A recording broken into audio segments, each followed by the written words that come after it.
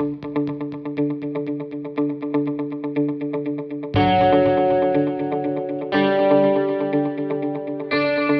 money has to have five properties.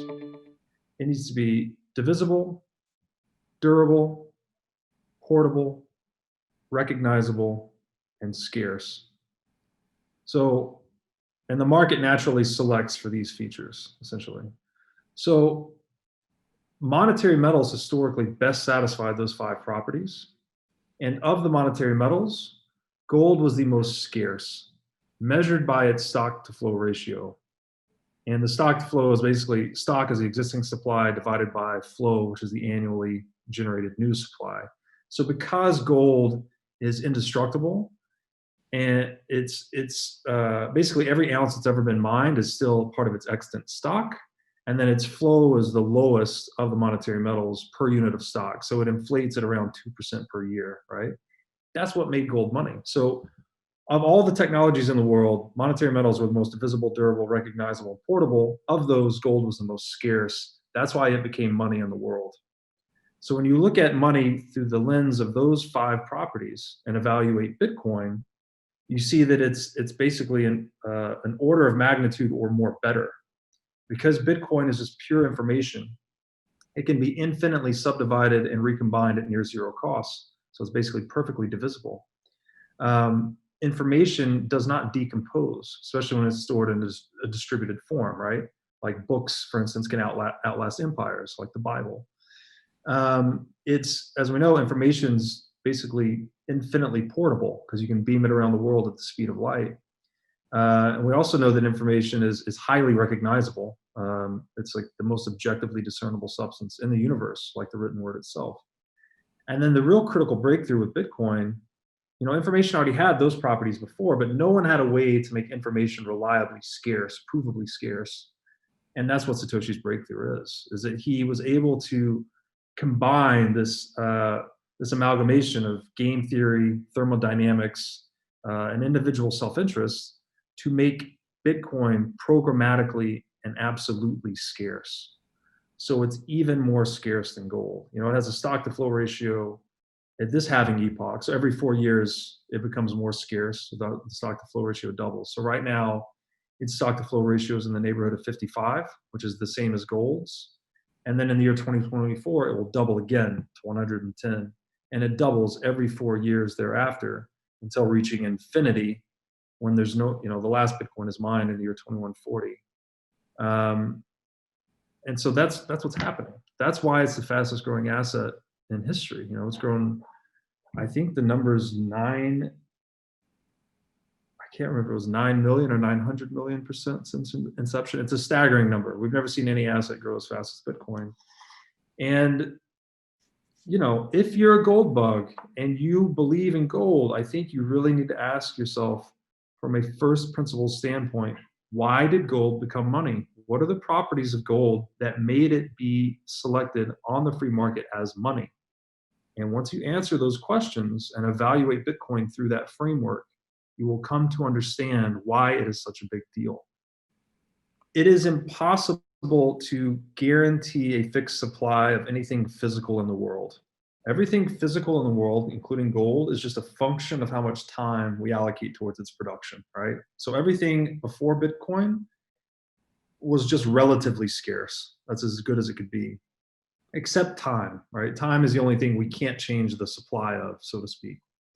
So Bitcoin is a breakthrough in that context. In that, if we could flip a switch right now and make everyone on Earth's sole occupation gold mining, we could increase the supply of gold very quickly. We could get a lot more above ground a lot more quickly. You cannot do that with Bitcoin. It doesn't matter how much effort you allocate towards its production, it still adjusts the difficulty of mining adjusts such that it maintains its perfectly fixed and diminishing issuance schedule.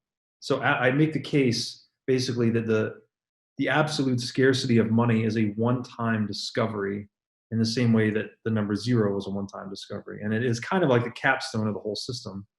Because again, throughout history, free markets have been trying to zero in on that tech that's sufficiently divisible, durable, recognizable, portable, and it was seeking the thing that is the most scarce, right?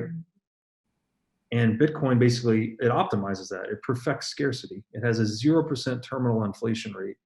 That is not possible with any physical form of money in the world today.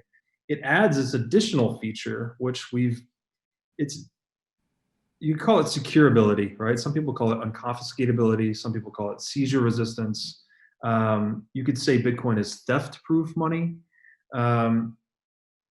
Because it's just information, it changes the custody game, right? Like the reason gold was hijacked as a standard is because its physical custody was centralized.